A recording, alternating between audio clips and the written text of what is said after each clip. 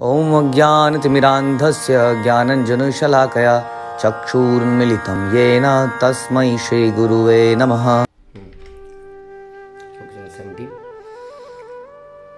यस्य नाङ्कृतभावः बुद्धिर्यस्य न लिप्यते हत्वापि स इमान् लोकान् हन्ति न निबध्यते।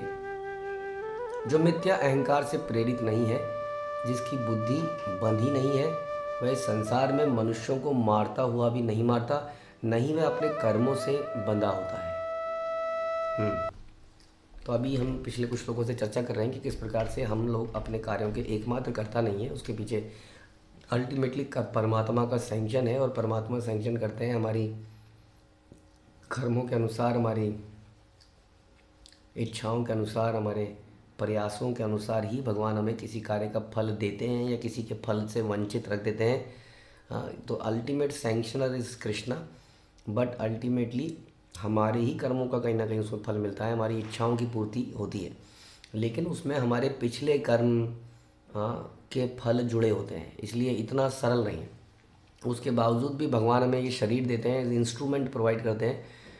इस शरीर के बिना, इस इंद्रियों के बिना हम कुछ कर नहीं सकते हैं इस स्थिति में, जबकि हम बद्ध अवस्था में हैं। हम लोग आत्मा है, सर्वशक्तिमान है, सर्वसंपन्न है, लेकिन अभी इस वक्त हम लोग बद्ध अवस्था में हैं, इसलिए अपनी पूरी कैपेसिटी में काम नहीं कर सकते हैं। Therefore we need a body and we need senses to act, जो कि हमें भगवान प्रोवाइड करते हैं। तो हमने सुना कि इसके लिए हमें हमेशा ग्रेटफुल रहना चाहिए, भगवान के प्रति कृतज्ञ रहना चाहिए। हाँ, लेकिन इसके विपरीत जो मिथ्या अहंकार से, यहाँ बता रहे हैं जो मिथ्या अहंकार से प्रेरित, यानी कि इसके विपरीत जो व्यक्ति मिथ्या अहंकार में है, हमने सुना था वो अपने आप को कर्ता मानता है, डूअर मानता है, और इस कारण से अपने आप को कर्ता मानने के चक्कर में, अहंकार मानने के चक्कर में वो किसी ईश्वर को मानने को तैयार नहीं होता, किसी गुरु के प्रति शरणागति करने को तैयार नहीं होता, क्योंकि वो अपने आप को ही सारा श्रेय देना चाहता है। अपने जीवन का जो भी उसके जीवन में हासिल हुआ है वो यही मानना चाहता है, बताना चाहता है कि मैंने हासिल किया है।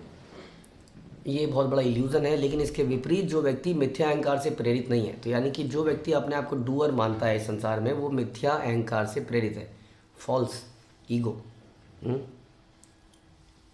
तो अधिकतर लोग संसार में इस फॉल्स ईगो से प्रेरित हैं, इसलिए वो अपने आप को कुछ मानते हैं, उनके अंदर एक प्राइड आ जाता है उनके अंदर, वो दूसरों को बताना चाहते हैं, आइए मैंने सक्सेस को ऐसे प्राप्त किया, आइए आप भी प्राप्त कर सकते हैं। फिर वो किताबें छापते हैं बहुत बड़ी बड़ी, कैसे जीता जाए, आगे कैसे बढ़ा जाए, कैसे पैसा कमाया जाए, जबकि वो नहीं जानते कि पैसा उन्होंने कमाने के लिए प्रयास किया था, और ऐसे प्रयास बहुत सारे लोग कर रहे हैं, लेकिन बहुत सारों में कुछ लोग सक्सेसफुल हो पा रहे हैं, कुछ लोग फेल हो जा रहे हैं बिना किसी कारण के भी। एक ही गली के अंदर 10 दुकानें होती हैं, कोई एक दुकान चल जाती है अचानक से। आपने देखा होगा, हमने सबने देखा है। ये नहीं कह सकते कि उसने बहुत मेहनत करी, केवल ये कारण कभी नहीं होता। तो हम ये समझने का प्रयास कर रहे हैं, वो उसके पुराने कर्म और उसके अनुसार भगवान द्वारा दिया गया फल, उसके कारण ऐसा होता है। तो जो भी है, तो मिथ्या अहंकार से प्रेरित जो व्यक्ति नहीं है, जिसकी बुद्धि बंधी हुई नहीं है, हमारी बुद्धि बन जाती है इस प्रकार की प्रेरणा से। देखिए, हम सबके पास बुद्धि है, बुद्धि का मतलब होता है विवेकशीलता, यानी कि सही और गलत में पहचान। ये बुद्धि का मुख्य कारण है, सही और गलत में पहचान। लेकिन सही और गलत में पहचान वो व्यक्ति उसी अनुसार करेगा जितनी बुद्धि की क्षमता है, राइट। जैसे एक बच्चा, हमने देखा हनुमान जी बचपन में सूरज को पकड़ने चले, ये समझ के कि बड़ा पका हुआ कोई फल है ना। अब फल तो खाया ही जा सकता है, लेकिन सूर्य को कौन खा सकता है। तो ये सोच के वो तरफ बढ़ चले। तो इसी प्रकार से एक बच्चा छोटे बचपन में किसी माचिस की, तो उसके अग्नि से बड़े अट्रैक्टेड होते हैं हमारे बच्चे, छोटे छोटे बच्चे, और अग्नि को पकड़ने का प्रयास करते हैं विदाउट नोइंग कि उनसे क्या नुकसान हो सकता है। तो इस प्रकार से उनकी क्षमता, बुद्धि तो उनके अंदर है, लेकिन क्षमता जो है सही और गलत की निकालने की, वो लिमिटेड होती है हर व्यक्ति। इसलिए हम इसको कहते हैं हमारी बुद्धि बंध जाती है। हमारे किससे बंध जाती है? तीनों गुणों से। जो गुण हमको ज़्यादा प्रभावित करता है, जो व्यक्ति, हमारा मित्र, हमारे आसपास के लोग हमें प्रभावित करते हैं, हमारी बुद्धि वैसी हो जाती है। हमें कई बार हम कृष्ण भावनामृत में जुड़ते हैं और आसपास के लोग हमें बड़ा तंग करते हैं, कहाँ जुड़ गए तुम, दिमाग ख़राब हो गया तुम्हारा, अपने बच्चों को भी हटाओ, कहाँ डाल दिया तुमने। तो काफ़ी हमारी बुद्धि को इन्फ्लुएंस करने का प्रयास करते हैं हमारे आसपास के लोग अधिकतर, और उससे हमारी बुद्धि एकदम से प्रभावित हो जाती है। तो हमारी बुद्धि में हमारे पास कोई ऐसा इसको कहते हैं करेक्टर लेस होना। जिसके पास करेक्टर होता है उसके पास लाइफ के कुछ स्टैंडर्ड्स होते हैं और उन स्टैंडर्ड्स पे हमेशा बना रहता है, उससे हटता नहीं है, किसी के हटाने से वो नहीं हटता है। प्रॉब्लम कहाँ पर है कि लाइफ के कोई स्टैंडर्ड ही नहीं है, इसलिए आज हम इससे इन्फ्लुएंस हो जाते हैं, कल हम उससे इन्फ्लुएंस हो जाते हैं, चाहे बच्चे हो चाहे बड़े हो। What ever is the in the trend, जो भी ट्रेंड में चल रहा है हम उसको करने की इच्छा रखते हैं, क्योंकि हमारे अपने कोई स्टैंडर्ड्स नहीं है लाइफ में। स्टैंडर्ड्स अगर हैं तो वो किसी सॉलिड आधार पर नहीं है, हमारे अपने बनाए हुए स्टैंडर्ड हैं जिसको हम रोज़ बदलते रहते हैं, हम मौके के अनुसार से या समय के अनुसार से। कोई कुछ बोलता है तो हम और इसको बोलते हैं हम दिस इज़ फ्लेक्सिबिलिटी। ये ऐसी फ्लेक्सिबिलिटी का कोई आधार नहीं है। कल को आपकी पत्नी बोले I want to be flexible, रोज़ आपके साथ नहीं रह सकती, हाँ तो कैसा लगेगा आपको, राइट? तो उसके कुछ सिद्धांत होते हैं, विवाह के कुछ सिद्धांत होते हैं, उस सिद्धांतों पर विवाह जब चलता है तो लॉन्ग टर्म बेसिस पे चलता है। हाँ सोचिए ज़रा, आपका बेटा बोले जी बस हो गया पिताजी, आज वो भी मेरे दोस्त के घर के पिताजी, उनको पिताजी मान रहा हूँ। मतलब there lot of things in the organisation we work, हम लोग एम्प्लॉयज़ हैं वहाँ के सारे, और वो एम्प्लॉयज़ कंपनी के सीक्रेट दूसरी कंपनी को देने लग जाएं तो क्या होगा? सो वी ऑल, हम सारे लोग स्टैंडर्ड्स पर जीते हैं, हाँ, लेकिन हमारे स्टैंडर्ड इतने मजबूत नहीं है, उनका कोई सॉलिड आधार नहीं है, इसलिए वो स्टैंडर्ड्स बदलते रहते हैं। इसलिए हमें स्टैंडर्ड्स का एक सॉलिड आधार होना बड़ा ज़रूरी है। और वो सॉलिड आधार क्या होता है? होते हैं शास्त्र, गुरु की वाणी, जो हमें शास्त्र को सिखाती है, शास्त्र को सिखाती है। गुरु की वाणी अपने मन से कुछ नहीं बोलती। जो गुरु अपने मन से कुछ बोले जा रहा है, शास्त्र का रेफरेंस नहीं दे रहा है, वो हम नहीं मानते कि वो वास्तविक गुरु है, क्योंकि सारे वास्तविक आदि गुरु भगवान स्वयं हैं, कृष्ण ही आदि गुरु हैं, और वही अपने रिप्रेजेंटेशन आगे भेजते हैं। इसलिए जो भी आगे उनका रिप्रेजेंटेटिव है वो उन्हीं की लैंग्वेज को समझाए, उन्हीं की लैंग्वेज को बोले, तो वो सही मायने में गुरु है, नहीं तो गुरु है ही नहीं, वो झूठा फरेबी है। इसलिए हमारी बुद्धि को जो सपोर्ट सिस्टम चाहिए, जो स्टैंडर्ड चाहिए, वो क्या है? वो शास्त्र है, एज एक्सप्लेन्ड बाय द गुरु परंपरा। एक गुरु कभी नहीं होता है, ये हम कई बार एक्सप्लेन कर चुके हैं, इस पर शॉर्ट्स भी बना चुके हैं कि guru has to be under a parampara, क्योंकि नॉलेज कम्स, हाँ, परंपरा से नॉलेज आती है। इदम परंपरा प्राप्तम इदम राज ऋषि विदुर, ये भगवान गीता में बोलते हैं अर्जुन को, ये परंपरा से ही ज्ञान प्राप्त होता है।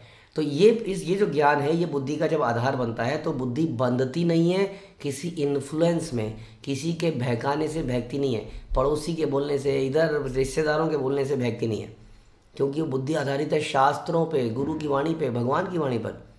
उसको किसी का सपोर्ट नहीं चाहिए कि मैं ऐसा कर रहा हूँ, आप मेरा सपोर्ट करोगे ना, सपोर्ट करो ना करो, अकेला चलो ले, अकेला चलो रे, तो हम अकेले ही चलेंगे।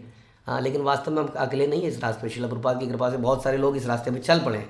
तो ये उन लोगों की बात कर रहे हैं जो मिथ्या अहंकार से प्रेरित नहीं है, हाँ, यानी कि अपने आप को कर्ता नहीं मानते हैं, हर चीज़ में परमात्मा का ही कृपा है, आशीर्वाद है, जिनकी बुद्धि इस प्रकार से लोगों की रायों से इन्फ्लुएंस नहीं है, सिचुएशनल नहीं है, उनके स्टैंडर्ड बिना पैंदी के लोटे जैसे नहीं है, they are living high standards of life, शास्त्रों के आधार पर, गुरु के आधार पर। वह इस संसार में मनुष्यों को मारता हुआ भी नहीं मारता। This line is for Arjun. और हमारे लिए इसका क्या मतलब है कि हम कुछ भी कार्य यदि करें, यदि हम अपने गृहस्थ जीवन पे बिताएं, हम लोग सन्यासी नहीं है माना, हमने त्यागा नहीं है अपनी पत्नी को, भगवान, बच्चों को, घर को, हम नौकरी कर रहे हैं, हम पैसा कमा रहे हैं, लेकिन यदि हम वो सब इस प्रकार से कर रहे हैं जैसे हम बता रहे हैं, जिसकी बुद्धि बंधी हुई नहीं है, उस बुद्धि से, जिस बुद्धि से हम पैसा कमा रहे हैं, उसी बुद्धि से उसको भगवान की सेवा में लगा रहे हैं, भक्तों की सेवा में लगा रहे हैं, जीवन का शैली इस प्रकार से बिता रहे हैं कि कृष्ण भावनामृत बने और कृष्ण भावनामृत दूसरों को बनाएं, तो वो ये सब कार्य करता हुआ भी फंसता नहीं है। या अर्जुन का कर्तव्य था मारना, तो मारता हुआ भी मरता नहीं, यानी कि अपने वृत्तिपरक कार्यों को करते हुए भी हम उसमें फंसते नहीं हैं। क्षत्रिय के धर्म निभाता हुआ भी नहीं फंसता है, और गृहस्थ आश्रम में हम गृहस्थ आश्रम की ड्यूटीज़ को निभाते हुए भी फंसते नहीं हैं। ऐसा नहीं है कि गृहस्थ तो हमेशा ग्रस्त ही रहता है, वो तो फंस ही जाएगा, वो कैसे भगवान के धाम पे जाएगा, उसको तो सन्यासी बनना ही पड़ेगा। This is not what Krishna says. If उस गृहस्थ की बुद्धि फंसी भी नहीं है, बंधी भी नहीं है, वो अपने आप को कर्ता नहीं मानता है। तो इस प्रकार से क्षत्रिय होते हुए भगवान अर्जुन को कह रहे हैं वो मारता हुआ भी मारता नहीं है। यदि तुम मारोगे इस युद्ध में और तुम कह रहे हो पाप लगेगा, ये पाप का भागीदारी मैं बनूंगा, ये हो जाएगा, वो हो जाएगा, पहले अध्याय में वो कह रहे हैं वो तो मारता ही नहीं है, ना ही वह अपने कर्मों से बंधा होता है। वो जो भी हम संसार में सुनते हैं, हम गीता में ही सुनते हैं कि यदि हम कोई भी कर्म करते हैं तो उसका एक रिएक्शन आता है, जैसे कि every action has got equal and opposite reaction. तो वो कहते हैं कि कुछ भी करोगे तो रिएक्शन आएगा, तो फिर कैसे चलेगा, तो रिएक्शन आएगा तो प्रॉब्लम क्या है, रिएक्शन आएगा तो उस रिएक्शन को निपटा के ही भगवान के धाम में जा सकते हैं हम। 0-0 करना पड़ेगा, एक्शन रिएक्शन जब 0-0 हो जाएगा तभी वापस जाएंगे। लेकिन हम कुछ भी करते हैं, जैसे खाना पीना सोना, यहाँ तक कि ये कार्य भी करते हैं तो उसका भी रिएक्शन खड़ा हो जाता है। इसलिए बता रहे हैं, लेकिन उस आदमी के ऊपर नहीं खड़ा होता। किस आदमी के ऊपर नहीं खड़ा होता? जिसकी बुद्धि बंधी हुई नहीं है। फिर से वही बात कि जिसकी बुद्धि बंधी हुई नहीं है, यानी कि जो मन घड़ंत तरीके से जीवन को नहीं जीता है, जो जीवन को शास्त्रों गुरु के आधार पर, साधु गुरु एंड शास्त्र के आधार पर जीता है, उसकी बुद्धि बंधी हुई नहीं है, अपने विम्स से, फैंसीज से, बाकी चीज़ों से इन्फ्लुएंस नहीं होता है, वो इन्हीं के अनुसार जीता है, तो वो चाहे जो भी लाइफ जिए उसके बाद वो कभी बंधता नहीं है, उसके रिएक्शन नहीं आते हैं। अगर रिएक्शन नहीं आते हैं तो क्या क्या फ़ायदा होता है इससे? रिएक्शन नहीं आते हैं तो उसका अकाउंट हमेशा ज़ीरो रहता है। इसलिए जैसे ही वो प्राण त्यागता है इस शरीर में, वो सीधा भगवान के धाम में चला जाता है। This is art of work, ऐसे कहते हैं, this is art of living. ये आर्ट ऑफ लिविंग कोई नहीं सिखाता। आर्ट ऑफ लिविंग के नाम पे हम लोग कुछ योगासन करते हैं, that is not art of living. वास्तव में art of living is living. Art किसको कहते हैं? ये आर्ट कैसे हो सकता है बताइए? आप समझते हैं ना, आर्टिस्टिक होना कितनी बड़ी बात है। आर्टिस्टिक व्यक्ति एक चीज़ करता है तो उसके 10 मतलब निकलते हैं। अब मैंने अगर पेट अंदर बाहर कर दिया, सांस को लंबा पड़ा खींच दिया, अगर मैंने अनुलोम विलोम कर दिया, हाँ मैंने प्राणायाम कर दिए, तो ये क्या आर्ट ऑफ लिविंग कैसे हो सकता है? आर्ट समझ रहे हैं आप? Art has a deep meaning. This is art what I am telling you, कि आप जीवन में कार्य कर रहे हो, गृहस्थ आश्रम में हो, बच्चे पाल रहे हो, नौकरी कर रहे हो, और करने के बाद भगवान के धाम में चले गए। ये कौन सा आर्ट हुआ? ये हुआ आर्ट। आप घर को त्याग नहीं रहे हो, फिर भी भगवान के पास जा रहे हो। क्या ये पॉसिबल है? यही आर्ट हमें श्रील प्रभुपाद ने सिखाया। This is art, this is art of living. Rest is कुछ नहीं है, वो सब बकवास है, ढकोसला है। वो आर्ट ऑफ लिविंग नहीं है वास्तव में, वो आर्ट ऑफ डाइंग है। आर्ट ऑफ डाइंग भी नहीं है, वो आर्ट ही नहीं है। आर्ट ऑफ डाइंग भी हम सीखते हैं श्रीमद् भागवतम से, परीक्षित महाराज की तरह, कैसे मरा जाए, और गीता में सिखाती है कैसे जिया जाए। तो this is the real thing. भगवान यहाँ यहीं पर बता रहे हैं कि यदि आप कोई कार्य करेंगे, अर्जुन, हे अर्जुन, यदि तुम युद्ध में लड़ोगे, तुम किसी को मारोगे भी, तुम मारोगे नहीं, क्योंकि तुम अपने लिए नहीं जी रहे हो, तुम्हारी बुद्धि बंधी हुई नहीं है। हाँ, तुम केवल ये युद्ध मेरे लिए लड़ रहे हो, और I know what is right and wrong, क्योंकि धर्मो तो साक्षात भगवत प्रणीता। जो भगवान बोलते हैं, करते हैं, लिखते हैं, वही धर्म है। तुम धर्म ही तो निभा रहे हो, तो फिर काहे की समस्या है? तो यही हमें भी सीखना है कि भगवान के इंस्ट्रक्शंस के अंदर हम अपना जीवन बिताएं, तो गृहस्थ आश्रम, किसी ब्रह्मचारी आश्रम, किसी भी आश्रम में हम रहकर परम धाम को प्राप्त कर सकते हैं। हरे कृष्णा। श्रील प्रभुपाद की जय, भगवद गीता की जय।